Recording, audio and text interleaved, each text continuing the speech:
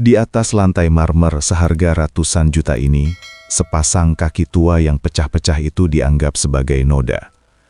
Hanya karena sepasang sandal jepit biru, Ali tega memaki ayah mertuanya sendiri dengan sebutan beban tak tahu diri. Ia tak sadar bahwa saat gerbang mewah itu tertutup dan sang ayah melangkah pergi tanpa alas kaki menembus hujan, saat itulah keberkahan hidupnya ikut pergi untuk selamanya. Sahabat Suara Kehidupan, harta bisa dicari, namun doa orang tua yang tulus takkan bisa dibeli dengan materi sehebat apapun. Jangan sampai penyesalan datang saat nisan sudah tertanam. Jika cerita ini menyentuh hati Anda, silahkan tekan tombol subscribe dan nyalakan lonceng notifikasinya, agar Anda tidak ketinggalan renungan-renungan bermakna lainnya dari channel Suara Kehidupan. Bagikan video ini kepada orang-orang tersayang, sebagai pengingat untuk terus memuliakan orang tua. Tulis di kolom komentar, dari mana asal kota Anda menyimak cerita ini. Duniaku kini seluas ubin pualam yang dingin. Di usiaku yang senja, aku tidak pernah menyangka bahwa langkah kakiku akan berakhir di sebuah rumah yang begitu megah, namun terasa begitu asing bagi jiwaku yang rentah. Namaku tidak penting lagi, karena di rumah ini, aku hanyalah sosok yang disebut ayah, dengan nada yang kian hari kian memudar kehangatannya. Aku berdiri di sudut ruang tamu yang luasnya mungkin setara dengan seluruh rumah kecilku dulu di desa. Rumah yang kini tinggal kenangan, rata dengan tanah demi sebuah proyek yang katanya demi kemajuan zaman. Aku menatap bayanganku di lantai yang mengkilap, seperti cermin. Di sana, kulihat seorang lelaki tua dengan kerutan yang menyerupai garis-garis takdir yang rumit. Rambutku sudah memutih seluruhnya, seputih kapas yang terbang tertiup angin. Aku merasa seperti debu di tengah kemewahan ini. Setiap kali aku melangkah, aku merasa seolah-olah sedang menodai kebersihan yang diagungkan di rumah ini. Diana, putri kecilku yang dulu sering merengek minta digendong sambil mengejar kupu-kupu di pematang sawah, kini telah menjelma menjadi nyonya besar di istana ini. Ia menikah dengan Ali, seorang pria yang bagiku seperti dinding tinggi, kokoh namun tak tertembus oleh rasa iba. "Ayah, kenapa melamun di sini?" Suara Diana memecah keheningan. Ia menghampiriku dengan daster sutra yang melambai lembut. Wajahnya cantik, namun aku bisa melihat gurat kelelahan di matanya. Ada sesuatu yang ia sembunyikan di balik senyum manisnya, sebuah beban yang mungkin bernama bakti yang terbagi. "Tidak apa-apa, Nak. Ayah hanya sedang mengagumi betapa bersihnya rumahmu," jawabku lirih, berusaha menyembunyikan getar di suaraku. Aku tidak ingin ia tahu bahwa hatiku sedang sesak, merindukan bau tanah basah dan suara jangkrik di malam hari. Di sini, yang terdengar hanyalah deru pendingin ruangan yang monoton, menciptakan suasana dingin yang menusuk hingga ke tulang. Tak lama, deru mobil mewah terdengar memasuki halaman. Itu Ali. Aku bisa merasakan detak jantungku sedikit bertambah cepat. Bukan karena rindu, melainkan karena rasa sungkan yang berlebihan. Pintu terbuka, dan Ali melangkah masuk dengan setelan jas yang tak bercelah. Ia hanya mengangguk sekilas ke arahku, tanpa kata, tanpa sapaan hangat. Ia langsung mencium kening Diana dan menyerahkan tas kerjanya. Baginya, kehadiranku mungkin tak lebih dari sebuah furnitur tua yang diletakkan di sudut ruangan. Ada, namun tidak diinginkan. Aku menarik nafas panjang, mencoba melapangkan dada yang kian menyempit. Aku tahu, kehadiranku di sini adalah karena permintaan Diana yang tak tega membiarkanku hidup sendiri. Namun, melihat tatapan Ali yang selalu menilai setiap gerak-gerikku, aku mulai bertanya-tanya. Apakah sebuah rumah yang luas bisa benar-benar menjadi tempat bernaung jika di dalamnya tidak ada ruang untuk sebuah penghormatan? Aku merasa seperti tamu yang melewati batas waktu menginap, meskipun yang aku tinggali adalah rumah anak kandungku sendiri. Di dalam kemewahan ini, aku mulai merasa lapar akan sesuatu yang tidak bisa dibeli dengan uang Ali. Sebuah rasa dianggap. Namun, di rumah yang setiap sudutnya diatur oleh presisi dan angka-angka keberhasilan ini, keberadaanku justru terasa seperti sebuah kesalahan ketik dalam laporan bisnis Ali yang sempurna. Aku seringkali memilih untuk duduk diam di kursi kayu kecil di dekat dapur, menghindari sofa beludru di ruang tengah yang seolah-olah akan berteriak jika tubuh tuaku yang berdebu ini menyentuhnya. Pagi itu, mentari masuk melalui jendela kaca besar dengan angkuh, menyinari setiap butir debu yang melayang. Aku mencoba bangkit, ingin sekadar menyeduh teh sendiri, sebuah rutinitas sederhana yang biasanya kulakukan dengan tenang di gubuk lamaku. Namun di sini, dapur adalah wilayah kekuasaan yang penuh dengan benda-benda elektronik yang mengeluarkan bunyi bip setiap kali disentuh.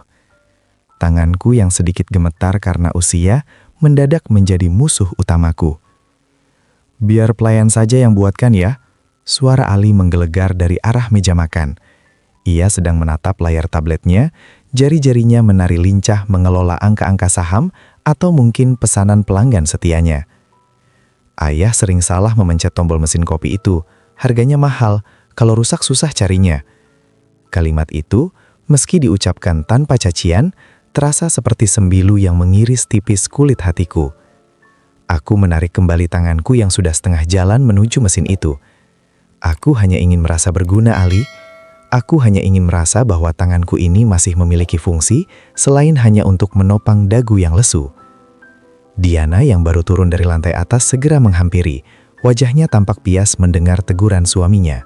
"Mas, ayah cuma mau teh, bukan kopi," bela Diana lembut sembari meraih jemariku. Dingin tangan Diana memberitahuku bahwa dia pun sedang menggigil dalam kecemasan. Sama saja, Di. Segala sesuatu di rumah ini punya tempat dan prosedurnya. Aku tidak ingin ada kekacauan, jawab Ali tanpa mengalihkan pandangan dari layar. Ia lalu bangkit, membenahi letak kursinya dengan sangat rapi hingga sejajar dengan garis ubin. Ketelitiannya adalah sebuah obsesi, dan baginya, seorang tua yang lambat sepertiku adalah bentuk nyata dari ketidakteraturan. Aku hanya bisa menunduk, menatap retakan halus pada kuku jariku. Ingin rasanya aku berteriak bahwa dulu aku adalah seorang guru yang mengajarkan ribuan anak tentang tata krama dan harga diri. Ingin aku ingatkan bahwa tangan gemetar ini pula lah yang dulu mengganti popok Diana dan menyuapinya saat ia sakit. Namun, semua kata itu tertelan kembali ke dalam kerongkonganku yang kering. Di rumah ini, sejarahku tidak berlaku. Yang berlaku hanyalah siapa yang memiliki kwitansi atas semua benda yang ada di sini. Aku kembali ke kamar, sebuah ruangan yang paling pojok, tempat di mana aku bisa bernapas tanpa merasa diawasi oleh mata-mata Ali yang tajam. Di sana aku duduk di tepi ranjang, memandangi tas tua yang belum sepenuhnya kubongkar. Rasanya, setiap detik yang berlalu di bawah atap ini, aku sedang perlahan-lahan kehilangan bagian dari diriku sendiri. Aku bukan lagi seorang ayah. Aku adalah beban yang dibungkus dengan rasa sungkan. Di dalam kamar yang sunyi ini, aku seringkali berbicara pada dinding-dinding yang bisu, bertanya-tanya, kapan tepatnya duniaku menjadi sekecil ini. Aku merasa seperti sebuah buku tua yang halamannya sudah menguning dan mulai lapuk, diletakkan di rak paling bawah, hanya agar tidak merusak pemandangan perpustakaan yang modern dan rapi. Malam mulai turun, membawa kabut tipis yang menyelimuti jendela kamarku. Dari balik pintu, aku bisa mendengar tawa kecil Diana yang bersahutan dengan suara berat Ali. Mereka sedang membicarakan rencana liburan, atau mungkin target keuntungan bisnis online Ali yang terus melambung. Suara mereka terdengar begitu jauh, seolah ada jurang yang sangat dalam memisahkan kamarku dengan ruang tengah mereka. Aku pun bertanya pada hatiku sendiri, apakah kesuksesan memang selalu menuntut tumbal berupa kehangatan keluarga? Ataukah aku yang terlalu rapuh untuk menerima bahwa zaman telah berubah? Aku mencoba memejamkan mata, namun yang muncul adalah bayangan almarhumah istriku, Fatimah. Jika ia masih ada, mungkin ia akan menggenggam tanganku dan berkata bahwa semua ini hanyalah ujian. Dulu, kami hidup dengan sangat sederhana. Makan dengan lauk seadanya di atas meja kayu yang sudah reot. Namun rumah kami tak pernah sepi dari doa dan tawa. Kini, aku makan di atas meja marmer yang harganya mungkin bisa membangun 10 gubuk lamaku. Tapi nasi yang kukunyah terasa hambar, seolah-olah aku sedang memakan butiran pasir kesepian. Rasa hampa ini semakin menjadi ketika aku menyadari bahwa aku mulai takut untuk keluar kamar. Aku takut jika langkah kakiku meninggalkan jejak di lantai yang terlalu bersih itu. Aku takut jika napasku yang berat akan mengganggu ketenangan mereka. Konflik batin ini terus berkecamuk. Di satu sisi, aku sangat mencintai Diana dan ingin menghabiskan sisa usiaku di dekatnya. Namun di sisi lain, martabatku sebagai seorang lelaki tua perlahan-lahan terkikis oleh pandangan meremehkan dari menantuku. Suatu malam, aku keluar untuk mengambil segelas air putih karena kerongkonganku terasa sangat kering. Aku berjalan berjinjit, berusaha tak mengeluarkan suara sekecil apapun. Namun, di ruang tengah, kulihat Ali sedang berdiri menatap sebuah vas bunga besar yang posisinya sedikit miring. Mungkin karena aku tidak sengaja menyenggolnya tadi siang saat berjalan. Ia memperbaikinya dengan gerakan yang kasar, lalu menghela napas panjang yang terdengar sangat berat. Sebuah desahan yang penuh dengan ketidaksabaran. Aku terdiam di kegelapan koridor, mematung melihat pemandangan itu. Ali tidak mengumpat. Ia tidak berteriak, tapi ekspresi wajahnya yang penuh muak itu lebih tajam dari sebilah belati. Di bawah temaram lampu kristal, aku menyadari bahwa di mata menantuku, aku bukanlah manusia yang patut dihormati, melainkan sebuah noda yang sulit dihilangkan. Air mataku luruh tanpa suara, jatuh ke atas lantai yang dingin, menciptakan lingkaran kecil kesedihan yang tak seorang pun akan peduli untuk mengusapnya. Takut jika Ali melihat sisa kesedihan itu dan menganggapnya sebagai bentuk protes yang tidak perlu. Malam itu, aku kembali ke ranjang dengan perasaan yang jauh lebih berat dari sebelumnya.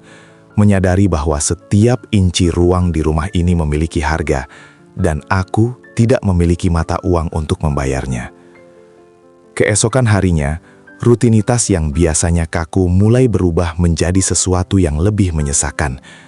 Ali, yang biasanya berangkat pagi-pagi sekali untuk memantau gudang bisnisnya, memutuskan untuk bekerja dari rumah lebih sering. Ia menciptakan sebuah kantor semi terbuka di ruang tengah, tempat di mana ia bisa memantau segala hal, termasuk gerak-geriku. Sejak saat itu, rumah ini tak lagi terasa seperti tempat bernaung, melainkan sebuah panggung ujian di mana aku adalah peserta yang selalu gagal. "Diana, tolong bilang pada ayahmu." Suara Ali terdengar dingin, padahal aku hanya berjarak beberapa meter darinya di ruang makan. Ia tidak bicara langsung padaku, sebuah cara halus untuk menunjukkan bahwa keberadaanku sudah dianggap tidak ada. Jangan biarkan dia membawa barang-barang dari taman ke dalam rumah. Tanah yang menempel di sandal atau kakinya itu membuat karpet bulu ini rusak. Harganya setara dengan gaji guru setahun.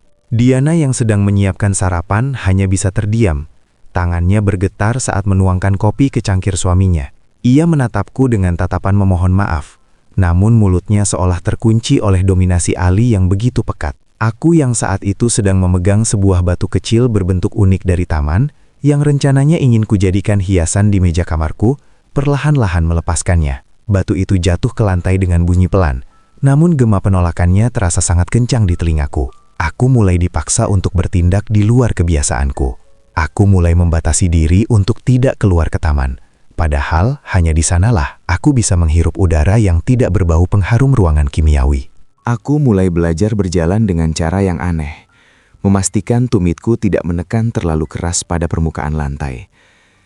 Namun semakin aku berusaha untuk menjadi tidak terlihat, semakin banyak kesalahan kecil yang kutemukan. Puncaknya terjadi ketika sebuah paket besar datang untuk bisnis Ali. Aku yang berniat baik ingin membantu menerimanya saat kurir mengetuk pintu, malah dihujat oleh pandangan tajam Ali yang keluar dari ruang kerjanya. "Daman disentuh ya, itu barang pecah belah. Biar saya atau Diana saja. Ayah duduk saja di sana. Jangan membuat saya rugi karena keteledoran ayah." Aku tertegun, tanganku menggantung di udara. Aku hanya ingin menjadi bagian dari rumah ini, ingin merasa bahwa tenagaku yang tersisa masih berharga. Namun di mata Ali, aku hanyalah potensi bencana yang harus dijauhkan dari harta bendanya. Sejak hari itu, aku sadar bahwa aku harus mulai menyusun rencana. bukan untuk melawan, tapi untuk mencari di mana sisa harga diriku harus kusimpan sebelum semuanya habis terkikis di rumah mewah ini. Rencana itu sebenarnya sederhana. Aku ingin menghilang tanpa benar-benar pergi. Aku ingin menjadi bayangan yang paling sunyi, yang tidak meninggalkan jejak, tidak menimbulkan suara, dan tidak menyentuh apapun yang memiliki label harga di atasnya. Namun, hidup di bawah atap yang sama dengan Ali membuat menjadi bayangan adalah hal yang mustahil. Baginya, setiap gerak-gerikku adalah gangguan pada ritme bisnisnya yang serba cepat. Pagi itu, suasana rumah terasa lebih tegang dari biasanya. Ali sedang melakukan panggilan video penting dengan rekan bisnisnya, suaranya yang tegas memenuhi ruang tengah, membicarakan angka-angka ratusan juta, yang bagiku terasa seperti bahasa dari planet lain.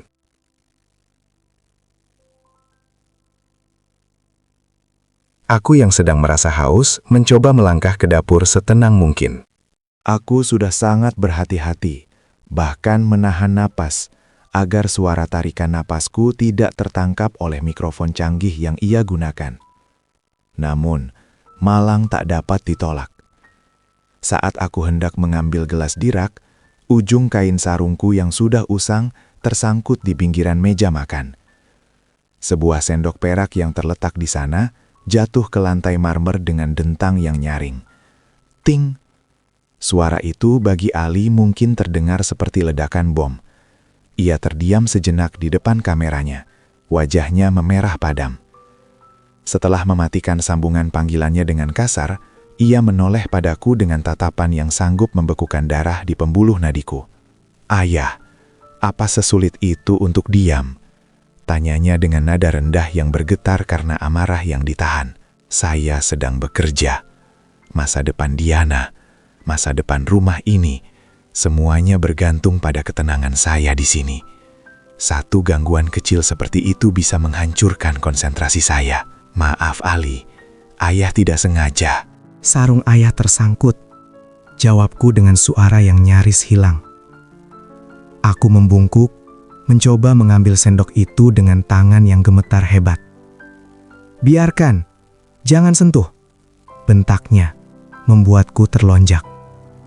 Setiap kali ayah mencoba membantu atau bergerak, selalu ada yang salah.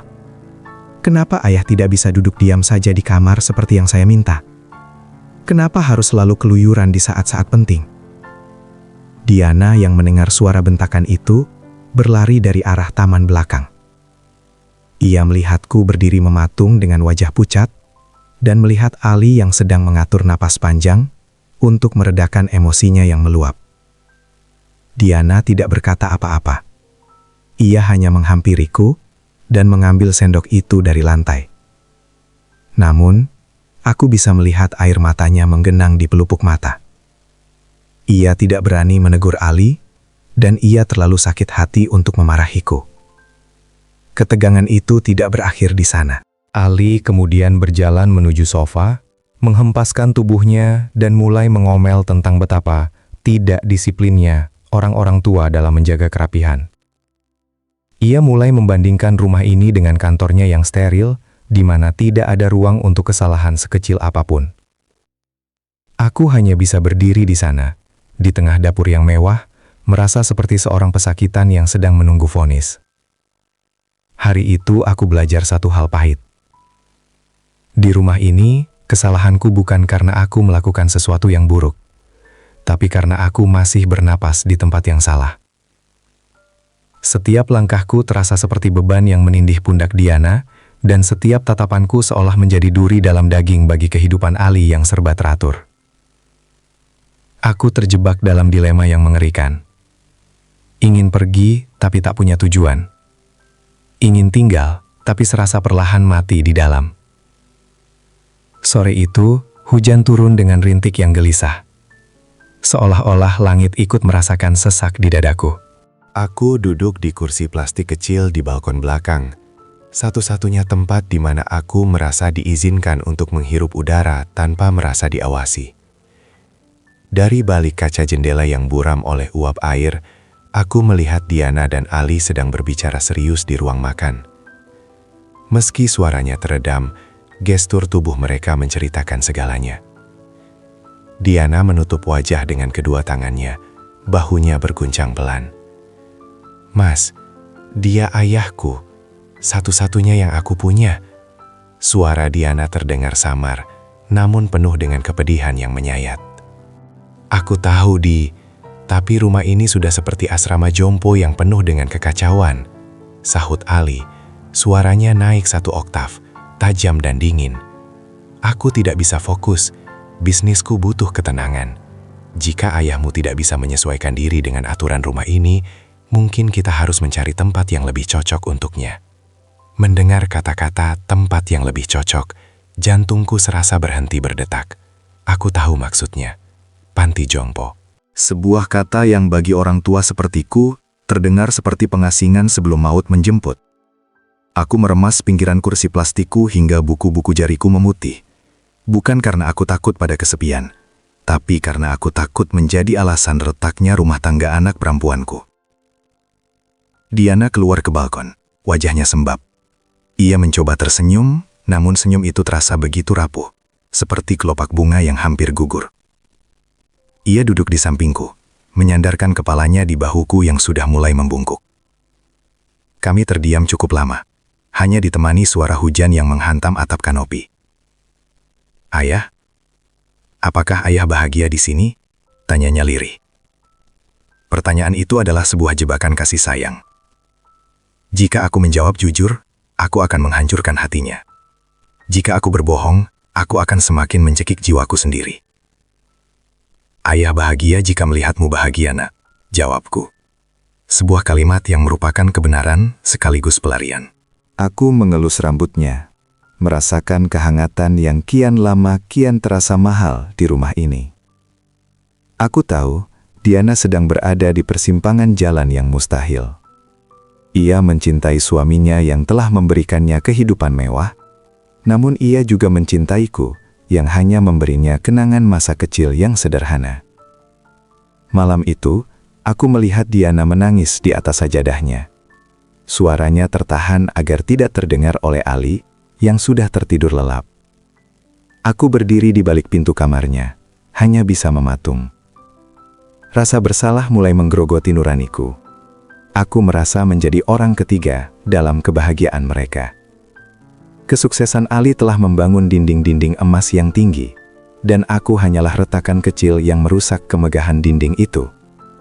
Aku mulai bertanya-tanya, apakah cinta seorang anak bisa bertahan selamanya, melawan arus ego suami yang merasa telah membeli dunia dengan uangnya? Pertanyaan itu terus berputar di kepalaku seperti kincir angin yang tak kunjung berhenti. Bahkan ketika fajar mulai menyingsing dan menyinari sudut-sudut rumah yang masih terasa beku. Aku terbangun dengan perasaan yang tidak menentu, sebuah keraguan yang mulai mengakar kuat tentang apakah aku masih pantas menyebut tempat ini sebagai rumah. Pagi itu, aku memutuskan untuk bangun lebih awal, bahkan sebelum pelayan rumah terbangun. Aku ingin mencuci bajuku sendiri di wastafel belakang, sebuah usaha kecil untuk tidak merepotkan siapapun. Namun, saat aku berjalan melewati ruang kerja Ali yang pintunya sedikit terbuka, aku mendengar ia sedang berbicara di telepon dengan suara yang ditekan, seolah takut dinding-dinding mewah ini akan membocorkan rahasianya. Ya, saya tahu cicilan gudang itu besar. Bisnis sedang sedikit melambat di kuartal ini, gumam Ali. Nada suaranya tidak lagi sombong seperti biasanya. Ada kecemasan yang terselip di sana. Saya harus melakukan efisiensi di rumah. Biaya pengobatan mertua dan kebutuhan tambahannya cukup menguras anggaran tak terduga bulan ini. Aku terpaku di balik pilar. Jantungku serasa dipukul palu godam. Jadi, selama ini, setiap butir obat yang kutelan untuk meredakan nyeri sendiku, setiap suap nasi yang kumakan, dihitung olehnya sebagai beban efisiensi. Logikaku mulai berperang dengan hatiku. Logikaku berkata bahwa Ali benar, hidup di kota besar itu mahal, dan dia adalah kepala keluarga. Namun hatiku meraung kesakitan, merasa harga diriku sebagai seorang ayah telah dikonversi menjadi angka-angka kerugian dalam buku kasnya. Tiba-tiba Ali keluar dari ruangannya dan hampir menabrakku. Ia terkejut, matanya menyipit penuh kecurigaan. "Ayah sedang apa di sini? Menguping?" tanyanya ketus. "Tidak Ali, ayah cuma mau ke belakang," jawabku pelan, menundukkan kepala sedalam mungkin. "Lain kali kalau mau jalan-jalan di rumah, pakai alas kaki yang benar. Ayah sering meninggalkan jejak kaki di lantai." Saya capek melihat rumah yang selalu tanpa kotor. Ucapnya sambil berlalu begitu saja tanpa menunggu jawabanku. Aku menatap kakiku yang telanjang. Kaki yang sudah pecah-pecah dimakan usia ini memang tak seindah ubin marmernya. Aku pun berjalan menuju rak sepatu di dekat pintu belakang, mencari sesuatu untuk alas kakiku agar tak lagi menyinggung perasaan menantuku. Di sana, aku melihat sepasang sandal jepit berwarna biru yang tergeletak di pojok bawah. Terlihat biasa saja, namun bersih dan nampak empuk. Tanpa pikir panjang, aku memakainya. Aku hanya ingin menjadi penghuni yang patuh. Aku hanya ingin berhenti menjadi alasan bagi Ali untuk marah pada Diana. Namun, di balik kepatuhanku yang malang, ada rahasia lain yang mulai terkuak. Saat aku berada di taman belakang, aku melihat Diana sedang menghitung uang di dalam dompetnya dengan wajah cemas. Ia menyisihkan beberapa lembar uang 100 ribuan ke dalam amplop coklat kecil yang ia selipkan di bawah pot bunga. Itu adalah uang sakuku sebulan sekali, yang ternyata ia berikan secara sembunyi-sembunyi tanpa sepengetahuan suaminya. Melihat itu, dadaku terasa sesak luar biasa. Anak perempuanku harus berbohong dan bersikap seperti pencuri di rumahnya sendiri, hanya untuk menyenangkan ayahnya yang rentah. Aku mulai ragu, apakah kehadiranku di sini adalah sebuah anugerah atau justru sebuah kutukan bagi kebahagiaan Diana. Apakah setiap sen yang diberikan padaku adalah tetesan air mata yang ia sembunyikan dari Ali? Pertanyaan itu menghujam jantungku, membuat setiap napas yang kuhirup terasa seperti debu yang menyesakkan tenggorokan. Aku tidak bisa terus begini. Aku tidak boleh menjadi parasit yang mengisap kebahagiaan dan kejujuran dari rumah tangga putriku sendiri. Aku harus menemukan cara untuk berdiri di atas kakiku sendiri, meskipun tulang-tulang ini sudah mulai rapuh dimakan waktu. Pagi itu, dengan sisa keberanian yang kukumpulkan dari reruntuhan harga diriku, aku melangkah keluar rumah saat Ali sudah berangkat ke kantornya. Aku tidak menggunakan mobil yang ada di garasi, tentu saja. Aku berjalan kaki, menyusuri trotoar kota yang bising, mencari sisa-sisa harapan di antara gedung-gedung tinggi yang angkuh. Aku mendatangi sebuah toko kelontong kecil di ujung jalan, tempat yang sering kulihat saat aku tidak sengaja diajak Diana berbelanja. "Permisi, apakah di sini butuh tenaga bantuan? Menyapu atau merapikan barang, saya masih sanggup," tanyaku pada pemilik toko, seorang pria paruh baya yang menatapku dengan tatapan kasihan. Ia menggeleng perlahan. "Maaf kek, kami sudah punya pegawai. Lagi pula, pekerjaan di sini berat untuk orang seusia kakek." Penolakan itu bukanlah yang pertama, dan bukan pula yang terakhir. Sepanjang siang, aku mendatangi beberapa tempat, mulai dari rumah makan hingga jasa cuci kendaraan. Namun jawabannya selalu sama, usia adalah musuh utamaku. Dunia seolah telah menutup pintunya bagiku, memberitahuku bahwa tempat bagi orang tua sepertiku hanyalah duduk di kursi goyang dan menunggu senja tiba. Aku duduk beristirahat di sebuah bangku taman yang catnya sudah mengelupas. Tanganku merogoh saku, menemukan amplop coklat pemberian Diana tadi pagi. Aku membukanya dengan jari gemetar. Di dalamnya ada beberapa lembar uang yang baunya masih wangi parfum anakku. Aku mencium uang itu dan tiba-tiba air mataku jatuh. Uang ini bukan sekedar alat tukar. Ini adalah bukti cinta Diana yang dipaksakan. Sebuah bentuk pengabdian yang harus ia curi dari suaminya. Saat aku hendak bangkit untuk pulang, aku melihat sebuah papan pengumuman di tiang listrik yang sudah miring. Dibutuhkan tenaga pembersih halaman masjid. Hatiku bergetar. Masjid itu tak jauh dari sini. Sebuah bangunan tua dengan kubah hijau yang tenang. Mungkin di sana, di rumah Tuhan. Tidak ada yang akan bertanya tentang berapa usia tulangku atau seberapa bersih langkah kakiku. Aku pulang dengan langkah yang sedikit lebih ringan, meski kakiku mulai terasa nyeri. Aku mencoba masuk ke rumah lewat pintu samping, berusaha menjadi bayangan seperti biasa. Namun di ruang tengah, aku melihat Diana sedang duduk terpaku dengan wajah pucat pasi.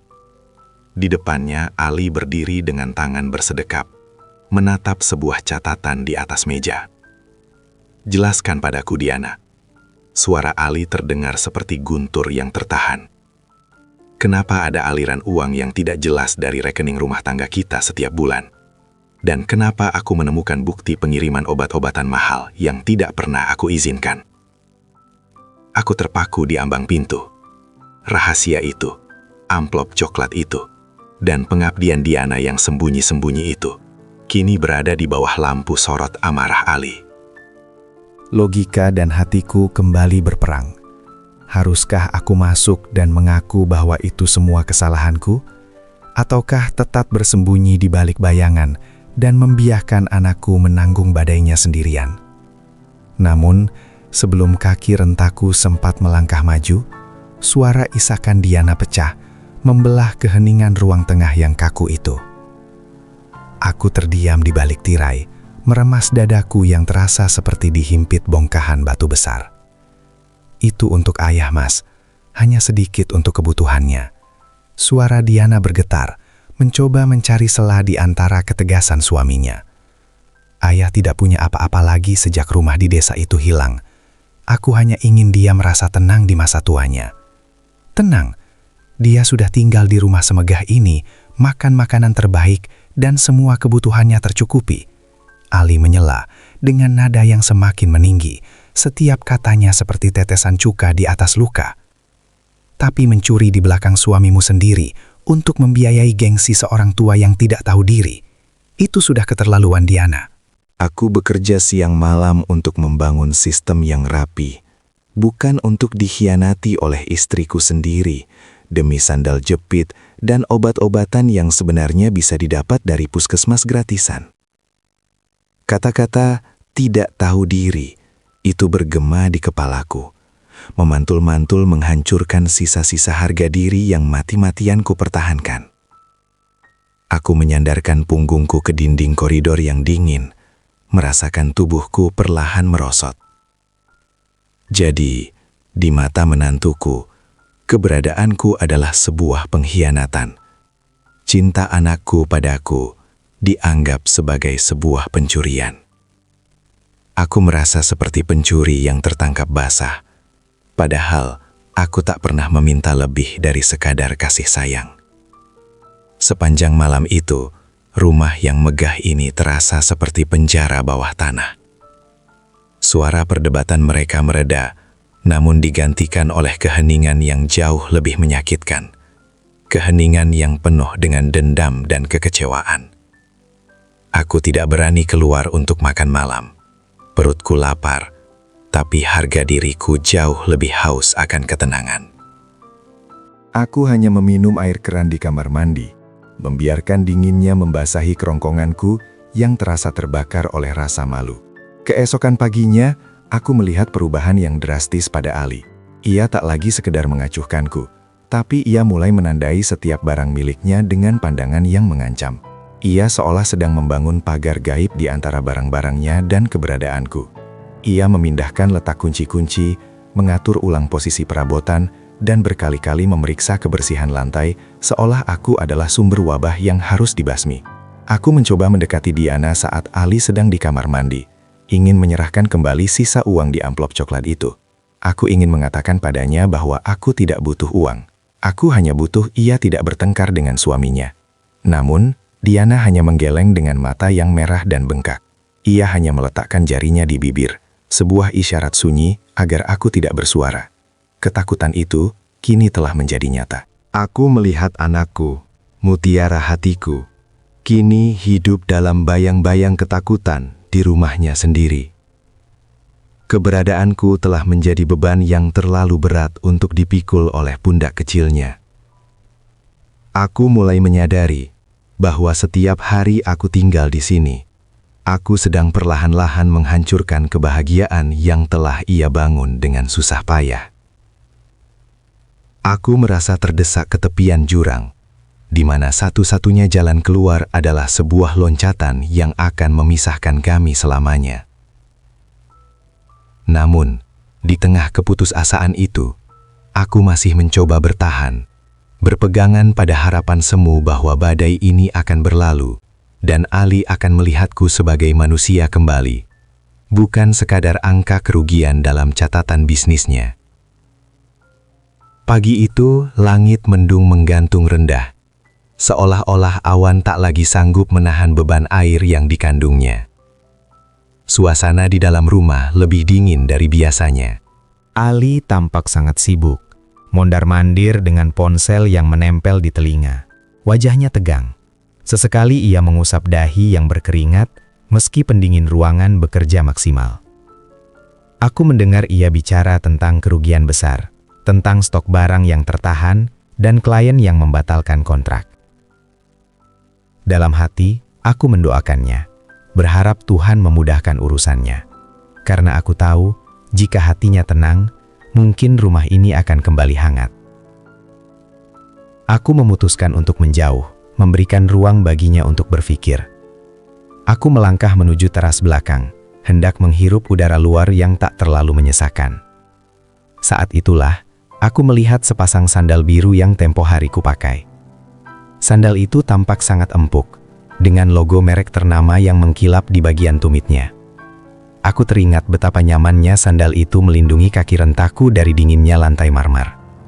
Tanpa sadar, aku memasukkan kakiku ke dalamnya, merasa sedikit lebih tegar saat berdiri di atas alas kaki yang kokoh itu. Tiba-tiba, suara pintu geser terbuka dengan kasar. Ali berdiri di sana, menatapku dengan mata yang membelalak. Ponsel di tangannya perlahan turun. Hening menyergap.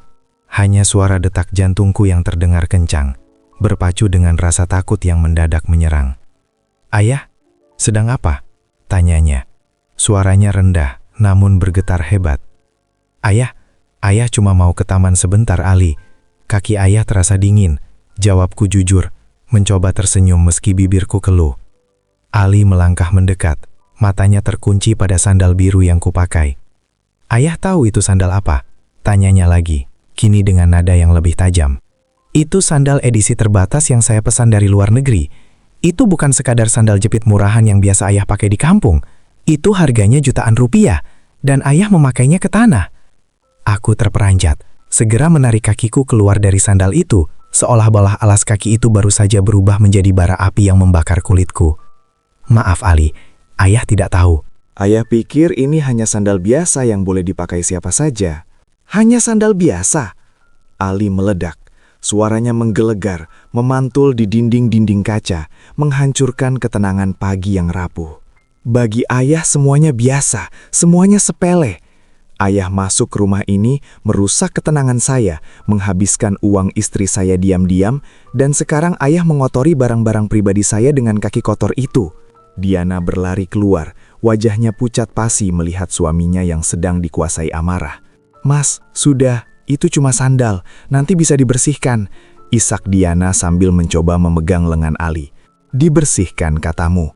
Ali menepis tangan Diana. "Ini soal rasa hormat, Diana. Ayahmu ini tidak pernah mengerti aturan. Dia hidup seolah-olah dunia ini miliknya, tanpa pernah berkontribusi apapun, kecuali kekacauan." Aku berdiri mematung di atas lantai beton yang kasar, tanpa alas kaki, merasa kerdil dan tak berarti. Di titik balik ini, aku menyadari satu hal yang menyakitkan. Sandal itu bukan masalahnya. Sandal itu hanyalah pintu masuk bagi semua kebencian yang selama ini ia pendam. Aku menatap sandal biru yang kini tergeletak miring itu. Sandal yang harganya mungkin bisa menghidupiku setahun di desa, namun kini menjadi alasan mengapa aku harus kehilangan martabatku sebagai seorang manusia. Di tengah gemuruh suara Ali, dunia seakan melambat. Aku bisa melihat setiap tetes keringat di pelipisnya dan setiap bulir air mata yang jatuh ke pipi Diana. Namun aku sendiri merasa hampa, seolah jiwaku sudah lebih dulu pergi meninggalkan raga yang terus dimaki ini. Ambil sandal itu, Ali, kataku dengan suara yang sangat tenang. Ketenangan yang lahir dari puncak rasa sakit. Ayah tidak tahu kalau sepasang alas kaki bisa memiliki harga yang lebih tinggi daripada harga diri seorang manusia yang sudah membesarkan istrimu. Jangan berlagak menjadi korban di sini. Ali berteriak. Wajahnya hanya berjarak beberapa senti dari wajahku. Napasnya memburu, berbau kopi dan kemarahan. Ayah itu tamu, dan tamu yang baik tahu diri di mana dia berdiri. Ayah sudah mengotori rumah saya, mengotori barang saya, dan sekarang ayah mau menceramahi saya tentang harga diri. Harga diri apa yang ayah punya kalau masih menumpang di ketiak anak perempuan? Mas Ali, cukup! Diana menjerit histeris. Ia berlari ke tengah, mencoba memisahkan kami. Tubuhnya yang mungil gemetar hebat. Dia ayahku, Mas. Dia yang mengajariku berjalan sebelum aku bisa berlari menuju kesuksesan bersamamu. Bagaimana mungkin kamu bisa menghinanya hanya karena sepasang sandal? Karena ini bukan cuma soal sandal, Diana. Ali menunjuk-nunjuk wajahku dengan telunjuk yang gemetar. Ini soal beban. Aku tidak mau rumah kita jadi gudang barang tua dan manusia tua yang tidak berguna. Pilih sekarang, Diana. Dia yang keluar, atau aku yang akan menganggap rumah ini bukan lagi milik kita. Kata-kata itu jatuh seperti vonis mati. Hening seketika menyergap, bahkan angin pun seolah berhenti berdesir di taman itu. Diana menatap Ali dengan tatapan tidak percaya, lalu beralih menatapku. Matanya penuh dengan luka yang sangat dalam. Sebuah dilema yang tak seharusnya dipikul oleh seorang anak. Ia harus memilih antara cinta yang telah menemaninya sejak lahir, atau cinta yang menjanjikannya masa depan dan kemewahan.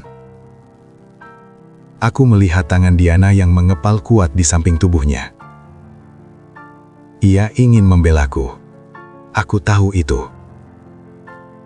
Namun aku juga tahu, jika ia memilihku, ia akan kehilangan segalanya. Rumahnya, suaminya, dan hidupnya yang sudah nyaman. Sebagai seorang ayah, bagaimana mungkin aku membiarkan anakku hancur demi egoku yang sudah rentah ini? Cukup, Diana. Cukup, bisikku sambil memegang bahunya yang terguncang. Aku menatap lurus ke mata Ali. Bukan dengan kebencian, melainkan dengan rasa kasihan. Kasian, karena ia begitu kaya, namun hatinya begitu sempit, hingga tak muat untuk satu pasang sandal jepit yang salah tempat. Kau tidak perlu memilih, nak. Lanjutku pada Diana. Aku melepaskan genggamanku pada bahunya, melangkah mundur selangkah demi selangkah, menjauhi mereka berdua. Lantai beton yang kasar terasa menusuk telapak kakiku, namun rasa sakit itu tidak ada apa-apanya dibandingkan rasa sayu yang memenuhi rongga dadaku. Aku sudah membuat keputusan, sebuah pilihan sulit yang akan mengakhiri semua kegaduhan ini, meskipun aku harus berjalan menuju kegelapan sendirian. Di bawah tatapan Ali yang masih menyala oleh amarah, dan isak tangis Diana yang kian memilukan, aku membalikkan badan. Aku melangkah masuk ke dalam rumah untuk terakhir kalinya, bukan sebagai penghuni, melainkan sebagai seorang musafir yang baru saja menyadari bahwa ia telah tersesat di tempat yang salah. Aku berjalan menuju kamar di pojok itu. Ruangan kecil yang selama ini menjadi satu-satunya saksi bisu betapa seringnya aku menelan ludah kepahitan. Aku berjalan menuju kamar di pojok itu. Ruangan kecil yang selama ini menjadi satu-satunya saksi bisu betapa seringnya aku menelan ludah kepahitan. Aku tidak butuh waktu lama untuk mengemasi hidupku. Semua yang kupunya hanya muat dalam satu tas kain lusuh yang kubawa dari desa. Beberapa helai baju yang warnanya sudah memudar, sebuah tasbih kayu yang permukaannya sudah halus karena sering kusebut asma Tuhan, dan selembar foto mendiang istriku yang kusisipkan di saku paling dalam.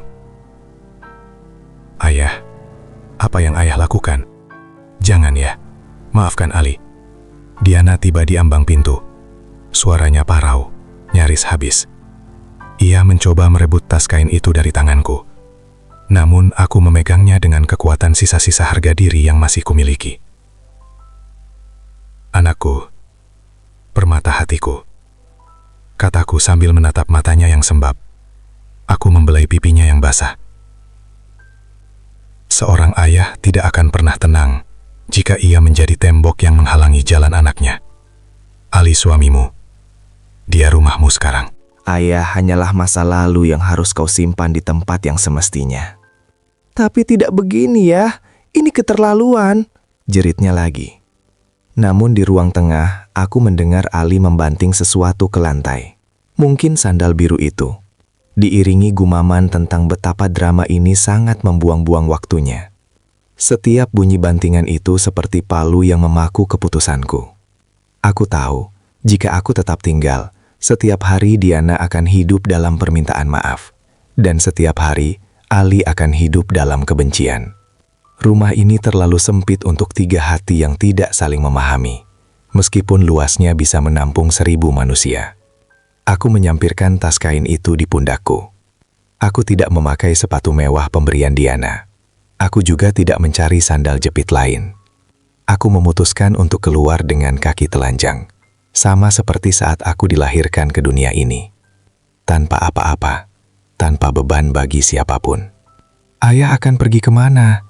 Tanya Diana dengan suara yang mencekat di tenggorokan. Kemanapun angin membawaku, nak. Tuhan tidak akan membiarkan hambanya yang tua ini terlantar selama ia masih memiliki iman di dadanya. Jawabku mencoba tersenyum, meski hatiku terasa seperti diremas-remas. Aku melangkah keluar kamar, melewati ruang tengah. Ali berdiri di sana, membelakangiku, menatap keluar jendela kaca besarnya. Ia tidak menoleh, bahkan tidak memberikan salam perpisahan. Baginya, kepergianku mungkin hanyalah sebuah efisiensi yang akhirnya berhasil dilakukan. Aku tidak membencinya, aku hanya kasihan padanya. Karena suatu hari nanti ia akan menyadari bahwa rumah yang paling mewah sekalipun akan terasa dingin jika di dalamnya tidak ada doa dari seorang orang tua. Langkahku terhenti sejenak di depan pintu utama. Aku menghirup napas panjang, mencoba memenuhi paru-paruku dengan sisa udara rumah ini untuk terakhir kalinya. Di depanku, gerbang tinggi itu terbuka otomatis, seolah sudah tidak sabar untuk melepas beban bernama ayah. Aku melangkah keluar, dan seketika itu juga, langit yang sejak tadi menahan beban kelabunya, seolah tak lagi sanggup membendung duka. Hujan tumpah dengan derasnya, membasahi bumi dengan amarah yang dingin, persis seperti suasana di dalam rumah yang baru saja kutinggalkan. Air hujan mulai merayap di sela-sela rambut putihku, mengalir turun ke pipi, menyamarkan air mata yang akhirnya pecah tanpa bisa kutahan lagi. "Ayah, jangan pergi, ayah!" Jeritan Diana membelah suara gemuruh guntur. Aku mendengar suara langkah kakinya yang terburu-buru mengejarku ke arah gerbang. Aku tidak menoleh. Jika aku menoleh, aku takut pertahananku runtuh. Aku takut aku akan kembali masuk ke dalam rumah itu dan membiarkan martabatku diinjak-injak lagi hanya karena aku tidak sanggup melihat putriku menangis. Tapi kali ini, aku harus kuat. Pergi adalah cara terakhirku mencintainya tanpa membuatnya merasa bersalah setiap kali suaminya mengeluh tentang kehadiranku. Di bawah guyuran hujan yang kian buta, Diana berhasil menarik ujung tas kainku. Ia bersimpuh di atas aspal yang dingin, memeluk kakiku yang gemetar. Bajunya yang mewah kini basah kuyup dan kotor terkena cipratan lumpur. Namun ia seolah tak peduli. "Pulang ya, maafkan Ali. Aku akan bicara padanya. Aku akan memintanya berubah. Jangan tinggalkan aku begini." Isaknya terseduh-seduh. Suaranya nyaris hilang di telan suara hujan. Aku membungkuk, mencoba mengangkat bahunya agar ia berdiri. Hatiku hancur melihatnya seperti ini. "Anakku, lihatlah, air hujan ini saja lebih jujur daripada kenyamanan di dalam rumah itu," bisikku tepat di telinganya. "Ayah tidak pergi karena marah. Ayah pergi karena ayah ingin kau tetap memiliki rumah tangga. Jika ayah tetap di sana, rumah itu akan menjadi medan perang, dan kau adalah orang pertama yang akan terluka." Dari kejauhan, di ambang pintu rumah yang megah, aku melihat bayangan Ali. Ia berdiri mematung, hanya melihat kami dari kejauhan, tanpa niat untuk menghampiri atau meminta maaf. Ia tetap tegak dengan kesombongannya, seolah harga dirinya jauh lebih mahal daripada nyawa mertuanya yang kedinginan di luar gerbang. Melihat itu, aku tahu, keputusanku sudah benar. Tidak ada tempat bagi kasih sayang yang tulus di hati yang sudah penuh dengan angka-angka materi. Lepaskan ayah, nak. Biarkan ayah mencari sisa-sisa diriku yang hilang di rumah ini. Kataku perlahan, namun tegas. Aku melepaskan tangan Diana yang memeluk erat kakiku. Aku memberikan satu kecupan terakhir di keningnya. Kecupan yang dingin oleh air hujan, namun hangat oleh doa. Aku berbalik dan mulai berjalan menembus tirai hujan yang pekat. Setiap langkah kakiku yang tanpa alas terasa perih menghantam aspal. Namun perih di kakiku tak sebanding dengan robeknya jiwaku. Di belakangku, suara tangis Diana kian menjauh, merayap di antara deru angin, memanggil nama yang tak sanggup lagi kutoleh.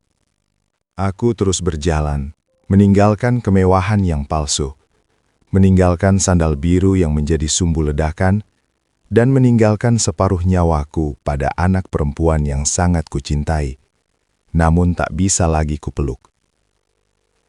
Setiap derap langkahku di atas aspal yang basah terasa seperti dentuman jam yang menghitung sisa waktu hidupku. Aku tidak tahu harus kemana, namun aku tahu aku harus menjauh, sejauh mungkin, agar bayanganku tak lagi menodai lantai marmer yang mereka agungkan. Di belakangku, di dalam istana yang kini terasa seperti kuburan itu, badai yang sesungguhnya baru saja dimulai. Dari kejauhan, aku masih bisa mendengar suara pintu besar yang dibanting. Namun kali ini bukan oleh Ali, melainkan oleh Diana. Untuk pertama kalinya dalam sejarah pernikahan mereka, putriku yang lembut itu mengeluarkan suara yang sanggup meruntuhkan keangkuhan dinding-dinding rumah itu. "Puas kamu, Ali?" teriak Diana. Suaranya parau, namun tajam seperti sembilu. Kamu berhasil mengusir seorang lelaki yang tidak pernah meminta apapun darimu selain sedikit ruang untuk bernafas. Kamu merasa menang karena sandal jepit jutaan rupiahmu tidak lagi disentuh tangan keriputnya. Lihat rumah ini, Ali. Lihat. Rumah ini luas, tapi jiwanya sudah mati bersama perginya ayahku. Ali, yang selama ini merasa menjadi raja atas segala aturan, hanya bisa terpaku melihat istrinya yang hancur. Aku melakukan ini demi kenyamanan kita, Di, gumamnya. Namun suaranya terdengar hampa, tak lagi memiliki otoritas yang biasanya ia banggakan. Kenyamanan siapa? Tantang Diana dengan tawa yang getir di sela isaknya. Kenyamananmu atau kenyamanan egomu? Kamu pengusaha sukses, tapi kamu bangkrut dalam hal kemanusiaan. Kamu bisa membeli dunia, tapi kamu tidak akan pernah bisa membeli kembali doa tulus dari orang tua yang baru saja kamu buang seperti sampah. Sementara itu, aku telah sampai di sebuah emperan toko yang sudah tutup. Tubuhku menggigil hebat.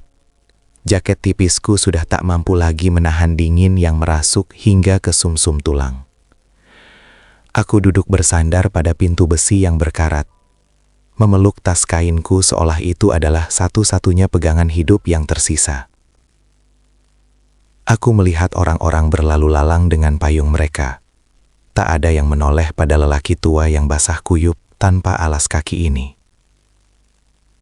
Di kota yang berkilauan ini, kemiskinan dan usia tua adalah kombinasi yang membuat seseorang menjadi transparan. Aku merogoh saku, mencari foto Fatimah, mendiang istriku. Foto itu sedikit basah di bagian pinggirnya. Aku menatap senyumnya yang tenang di bawah temaram lampu jalan yang berkedip-kedip. "Maafkan aku, Fatimah. Aku gagal menjaga rumah untuk anak kita," bisikku pelan. Dan suaraku hilang ditelan deru kendaraan yang melintas. Aku memejamkan mata, mencoba membayangkan bau tanah basah di desa kami dulu. Mencoba melupakan rasa perih di telapak kakiku. Di tempat ini, di antara tumpukan kardus bekas, aku mulai menyadari bahwa pilihan sulit telah kubuat. Aku telah memilih untuk melepaskan duniaku agar Diana tetap memiliki dunianya. Namun, dalam kedinginan yang mencekam ini, aku mulai bertanya-tanya, apakah ini akhir yang memang Tuhan tuliskan untukku? Menjadi sepi di tengah keramaian, dan menjadi asing di hati orang-orang yang kusebut keluarga. Pikiran itu terus menghantuiku. Saat aku menyeret langkah menuju sebuah bangunan yang kubah hijaunya nampak samar di balik tirai hujan. Masjid itu, tempat yang sempat kulihat di papan pengumuman, menjadi satu-satunya pelabuhan bagi perahu tuaku yang hampir karam. Di sana, di terasnya yang sunyi, aku diterima bukan sebagai beban, melainkan sebagai musafir yang butuh perlindungan. Pengurus masjid, seorang pria muda dengan tatapan teduh, tidak menanyakan merek sandalku atau berapa banyak uang di tabunganku. Ia hanya memberikan sebuah sarung kering dan segelas teh hangat yang uapnya mengepul lembut. Istirahatlah di sini, Kek, ucapnya lirih. Untuk pertama kalinya setelah sekian lama, aku merasa dianggap sebagai manusia kembali. Namun di balik kehangatan itu, ragaku yang sudah rapuh mulai menagih janji. Demam mulai menjalar, membakar sendi-sendiku, membuat pandanganku perlahan mengabur. Sementara itu, di istana yang dingin itu, keheningan mulai berubah menjadi teror bagi Ali. Ia duduk di meja makannya yang mewah, menghadap hidangan yang dimasak oleh pelayan, namun seleranya telah hilang. Kursi yang biasanya kutempati kini kosong, namun kekosongan itu terasa lebih menyesakan daripada kehadiranku. Ia mencoba kembali bekerja, menatap layar monitornya yang bercahaya, namun bayangan saat ia membentakku gara-gara sepasang sandal terus terputar seperti kaset rusak di benaknya. "Mas, kamu tahu?" Suara Diana terdengar dingin dari arah pintu. Ia sudah mengemasi sebagian pakaiannya ke dalam koper. "Tadi aku menemukan sandal biru itu di tempat sampah." Kamu membuangnya karena merasa sandal itu sudah kotor terkena kaki ayah. Tapi kamu lupa, Ali. Hatimu jauh lebih kotor karena telah membuang keberkahan dari rumah ini. Ali terdiam. Tangannya yang memegang sendok perak gemetar. Ia melihat istrinya yang biasanya penurut, kini menatapnya dengan pandangan penuh kebencian. "Aku hanya ingin yang terbaik untuk kita, Di," belanya dengan suara yang parau. "Terbaik untukmu, bukan untuk kita," balas Diana tajam. "Aku akan mencari ayah, dan jika aku menemukannya, aku tidak akan membawanya kembali ke sini. Aku lebih baik hidup susah bersamanya daripada tinggal di istana bersamamu, tapi jiwaku mati perlahan."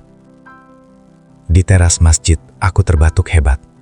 Dadaku terasa sesak, seolah-olah oksigen di dunia ini sudah mulai habis untukku. Aku memandangi langit malam yang masih menangis, bertanya-tanya, apakah Diana baik-baik saja?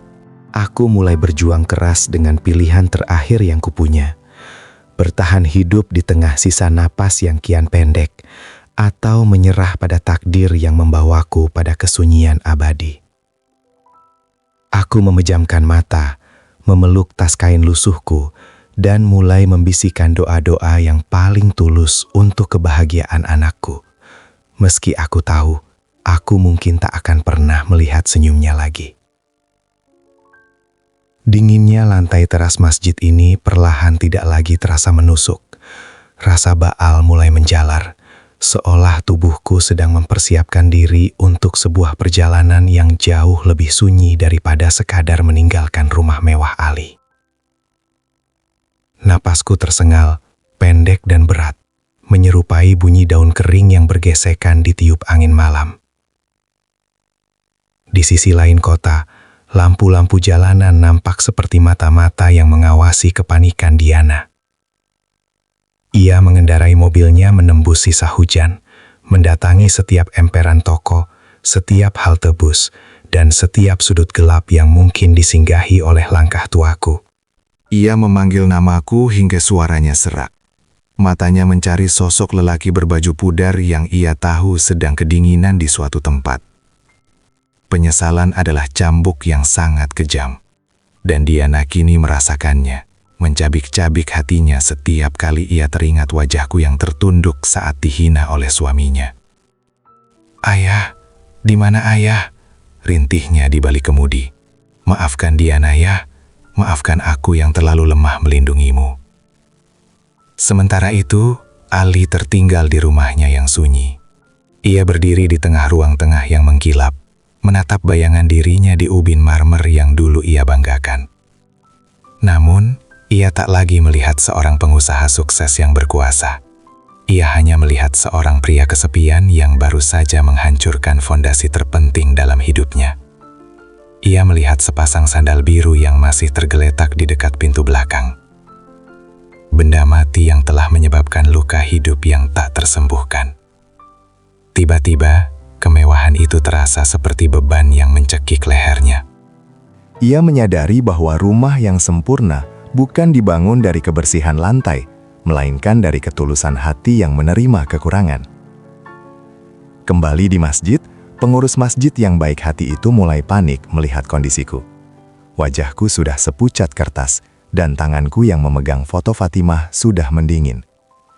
Ia mencoba membangunkanku, memberikan air hangat, namun kesadaranku hanya menyisa sedikit, seperti nyala lilin di tengah badai. Aku mendengar suara mobil berhenti di depan gerbang masjid, suara pintu yang dibuka dengan terburu-buru, dan langkah kaki yang berlari di atas genangan air. "Ayah!" Suara itu, aku mengenalinya. Itu adalah suara malaikat kecilku. Aku mencoba membuka mata, namun kelopak mataku terasa seberat gunung. Aku hanya bisa memberikan sebuah senyum tipis yang dipaksakan. Saat Diana akhirnya menemukanku terbaring di atas sarung lusuh di teras masjid itu, ia tidak lagi menangis dengan suara keras. Ia jatuh terduduk, memeluk tubuhku yang menggigil, dan menyembunyikan wajahnya di dadaku yang detaknya kian melemah. Penemuan itu bukanlah sebuah kemenangan, melainkan sebuah tragedi yang paling nyata. Ia menemukanku di saat aku sudah berada di ambang pintu perpisahan yang abadi. Aroma hujan yang menempel di baju Diana bercampur dengan aroma air mata yang tumpah di atas dadaku.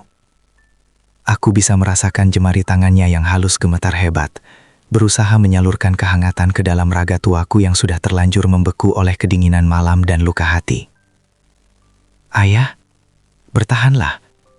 Kita pulang ya." Diana bawa ayah pulang, bisiknya di antara isak tangis yang tertahan. Aku mencoba menggerakkan bibirku yang pecah-pecah. "Pulang?" Gumamku lirih, nyaris tak terdengar. "Ayah sudah sampai di rumah, Nak. Di sini tenang sekali." Bagiku, rumah bukan lagi bangunan dengan atap tinggi dan lantai pualam, melainkan kedamaian yang kurasakan saat tak ada lagi yang menghinaku karena sepasang sandal. Tiba-tiba, sebuah bayangan tinggi muncul di belakang Diana. Itu Ali. Ia datang dengan napas terengah. Wajahnya yang biasanya angkuh kini tampak hancur berkeping-keping. Ia melihatku tergeletak di teras masjid yang sederhana, di atas kain sarung pemberian orang asing, jauh dari segala kemewahan yang ia agungkan. Untuk pertama kalinya, kulihat matanya yang tajam itu meredup, digantikan oleh genangan penyesalan yang terlambat. Ali perlahan bersimpuh di samping Diana. Ia menatap kakiku yang kotor dan tanpa alas, lalu menatap tangannya sendiri yang bersih namun terasa berlumuran dosa. "Ayah," suaranya tercekat, berat oleh beban rasa bersalah yang kini menghimpitnya. "Maafkan saya buta karena harta. Saya pikir kebahagiaan adalah rumah yang bersih. Ternyata kebahagiaan adalah saat ada ayah di dalamnya." Aku menatap menantuku itu dengan pandangan sayu. Tidak ada dendam yang tersisa. Aku sudah memaafkannya sejak langkah pertama aku keluar dari gerbang rumahnya. Aku meraih tangannya yang gemetar, menyatukannya dengan tangan Diana. Inilah perjuangan terakhirku. Menyatukan kembali kepingan hati anakku yang sempat retak karena keangkuhan suaminya. Jaga Diana, Ali. Dia adalah hartamu yang paling berharga, bukan barang-barang di rumah itu, bisikku dengan sisa tenaga yang kumiliki. Cahaya lampu masjid di atas kepala kami seolah mulai meredup, atau mungkin pandanganku yang kian menggelap. Aku merasa tubuhku menjadi sangat ringan, seolah beban berton-ton yang selama ini kupikul di rumah mewah itu telah diangkat oleh tangan-tangan gaib. Aku melihat bayangan Fatimah melambai di ujung koridor cahaya, tersenyum menungguku dengan sepasang sandal sederhana yang tak akan pernah menjadi masalah bagi siapapun. "Ayah," jerit Diana saat genggamanku perlahan melonggar. Aku memejamkan mata dengan senyum yang akhirnya tulus. Aku pergi bukan karena aku benci, tapi karena tugas bahagiaku telah usai. Aku menemui akhirku yang sunyi di tempat yang paling suci, meninggalkan segala duka di dunia yang hanya mengukur kemanusiaan dari apa yang dipakai di kaki. Kegelapan yang menyambutku terasa hangat, sangat kontras dengan dinginnya ubin marmer yang selama ini membuatku merasa seperti orang asing. Kini, gema suara amarah Ali dan isak tangis Diana perlahan memudar, berganti dengan keheningan abadi yang begitu lapang. Seolah-olah seluruh semesta memberikan tempat bagiku untuk beristirahat tanpa perlu merasa sungkan lagi. Pagi setelah kepergianku, dunia seolah tidak peduli bahwa seorang ayah tua telah tiada. Namun bagi rumah mewah itu, segalanya telah berubah. Di dalam kamar pojok yang pernah kutempati, kini hanya tersisa aroma minyak kayu putih yang samar, dan kenangan akan seorang lelaki yang berusaha menjadi bayangan. Diana duduk di tepi ranjangku yang rapi, memeluk bantal yang masih menyisakan lekukan kepalaku. Ia tidak lagi menangis dengan suara keras. Ia hanya diam, menatap dinding yang dulu sering kuajak bicara. Keheningan itu jauh lebih mematikan daripada ledakan amarah manapun. Ali berdiri di ambang pintu, tidak berani melangkah masuk. Kamar yang dulu ia anggap sebagai sumber kekacauan itu, kini menjadi ruangan paling suci di rumahnya. Ia melihat tas kain lusuhku yang diletakkan Diana di atas meja. Di dalamnya, Diana menemukan sebuah benda yang membuat Ali runtuh sepenuhnya. Sebuah amplop coklat berisi uang yang pernah Diana berikan secara sembunyi-sembunyi. Uang itu masih utuh, tidak terpakai sepeser pun, disertai secari kertas dengan tulisan tanganku yang gemetar. "Untuk tabungan masa depan cucuku kelak. Ayah tidak butuh apa-apa, asal kalian rukun." Penyesalan adalah sebuah rumah besar tanpa pintu keluar, dan Ali kini terkurung di dalamnya. Ia teringat bagaimana ia menghitung setiap butir obatku. Bagaimana ia memaki sandal jepit yang kupakai. Sementara aku, dalam diamku yang rentah, sedang menabung doa dan sisa materi untuk kebahagiaan mereka. Ia baru menyadari bahwa selama ini bukan aku yang menumpang di rumahnya, melainkan dialah yang menumpang pada keberkahan doaku yang tak putus-putus. Aku yang menghancurkan segalanya gumam Ali. Suaranya terdengar hampa, seperti gema di dalam gua yang kosong. Diana tidak menoleh. Ia hanya menatap foto mendiang ibunya yang kutitipkan di sana. "Ayah sudah memaafkanmu, Ali. Tapi aku tidak tahu bagaimana cara memaafkan diriku sendiri karena membiarkanmu melakukannya," jawabnya lirih. Kalimat itu seperti sebuah vonis yang akan menggantung di antara mereka selama bertahun-tahun ke depan. Rumah itu tetap bersih, lantainya tetap mengkilap, dan semua barang bermerek milik Ali tetap pada tempatnya. Namun, ada satu hal yang hilang dan tak akan pernah bisa dibeli kembali dengan kesuksesan online-nya. Rasa hangat yang dulu ada saat seorang lelaki tua duduk di sudut dapur, menunggu pulang hanya untuk sekedar tersenyum. Pelajaran pertama dari kepergianku mulai meresap ke dalam tembok-tembok beton itu, bahwa kekayaan tanpa rasa hormat hanyalah kemiskinan yang terbungkus emas. Hari-hari berlalu, namun waktu seolah berhenti berputar di dalam rumah yang megah itu.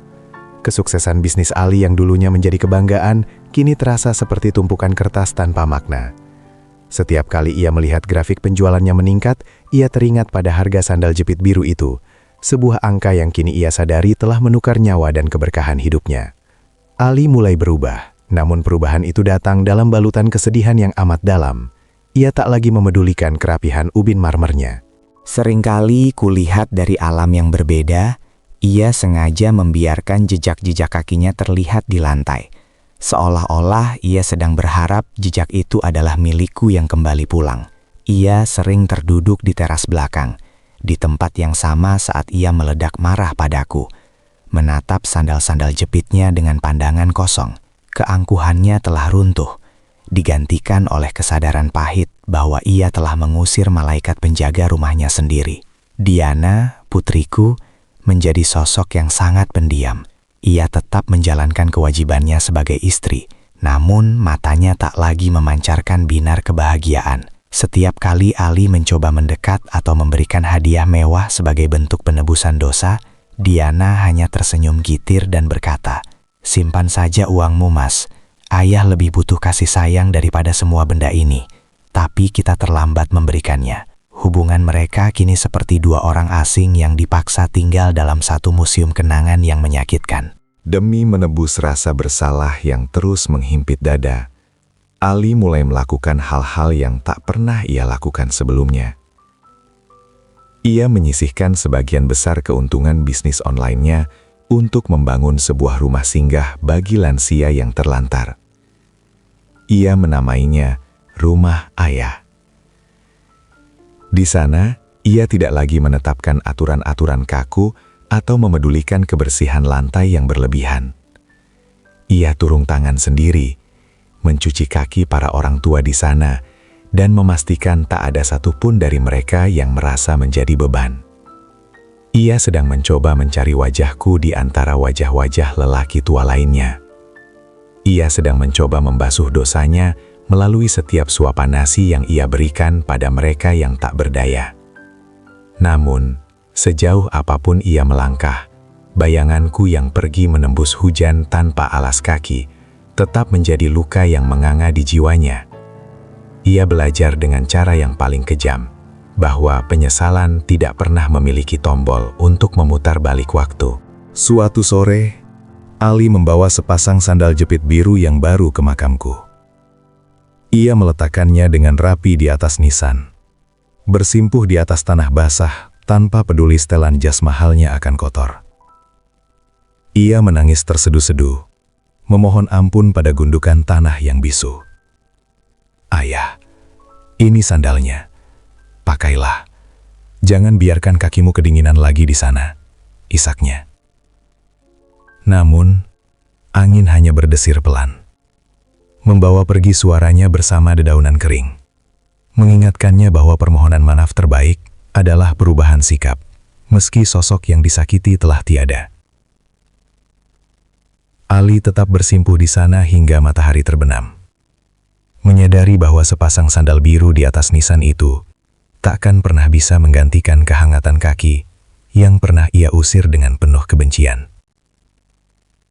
Beberapa bulan kemudian, kejutan besar terjadi yang seolah menjadi pesan terakhir dari keikhlasan seorang ayah.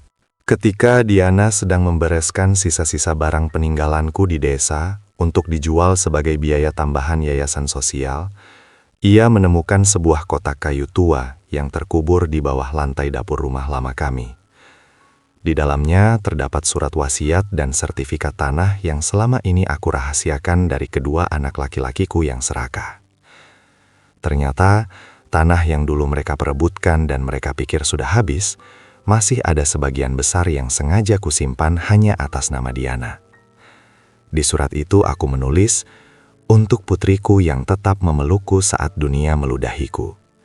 Tanah ini bukan untuk kemewahan, tapi untuk tempatmu pulang jika suatu saat suamimu lupa cara menghargaimu." Membaca itu, Diana runtuh dalam tangis. Ali yang berada di sampingnya hanya bisa tertunduk malu. Ia yang selama ini merasa paling kaya, ternyata berhutang hidup pada harta orang tua tak tahu diri yang ia hina setiap hari. Harta itu kemudian digunakan Diana dan Ali untuk memperluas panti jompo mereka, menjadikannya tempat paling nyaman bagi para lansia di kota itu. Sementara itu, kedua anak laki-lakiku yang dulu sukses dan kaya raya mulai merasakan hukum tabur tuai. Bisnis mereka hancur karena keserakahan, dan anak-anak mereka sendiri mulai memperlakukan mereka dengan dingin, persis seperti cara mereka memperlakukanku dulu. Mereka datang ke rumah Ali untuk meminta bagian warisan, Namun mereka pulang dengan tangan hampa setelah Diana menunjukkan sandal jepit biru yang kini dibingkai di ruang tamu sebagai pengingat abadi tentang harga sebuah adab. Kisah ini pun berakhir dengan sebuah sunyi yang damai. Rumah mewah itu tak lagi terasa angkuh. Di sudut ruang tengah, tidak ada lagi teriakan atau makian. Ali telah belajar menjadi manusia, dan Diana telah menjadi pelindung bagi banyak orang tua lainnya. Meski aku telah tiada, namaku tetap hidup dalam setiap doa para lansia yang mereka tolong. Aku melihat mereka dari atas sana, tersenyum bersama Fatima. Akhirnya, kepergianku malam itu tidaklah sia-sia. Karena terkadang, seseorang harus kehilangan segalanya untuk menyadari bahwa harta sejati bukanlah apa yang menempel di kaki, atau apa yang kita miliki di bank, melainkan seberapa besar ruang di hati kita untuk memuliakan orang tua yang telah menjadi jalan keberadaan kita di dunia. Sahabat Suara Kehidupan, harta bisa dicari, namun doa orang tua yang tulus tak akan bisa dibeli dengan materi sehebat apapun. Jangan sampai penyesalan datang saat nisan sudah tertanam. Jika cerita ini menyentuh hati Anda, silahkan tekan tombol subscribe dan nyalakan lonceng notifikasinya, agar Anda tidak ketinggalan renungan-renungan bermakna lainnya dari channel Suara Kehidupan. Bagikan video ini kepada orang-orang tersayang, sebagai pengingat untuk terus memuliakan orang tua. Bagaimanakah cara Anda memuliakan orang tua hari ini? Tuliskan di kolom komentar ya. Sampai jumpa di kisah kehidupan selanjutnya.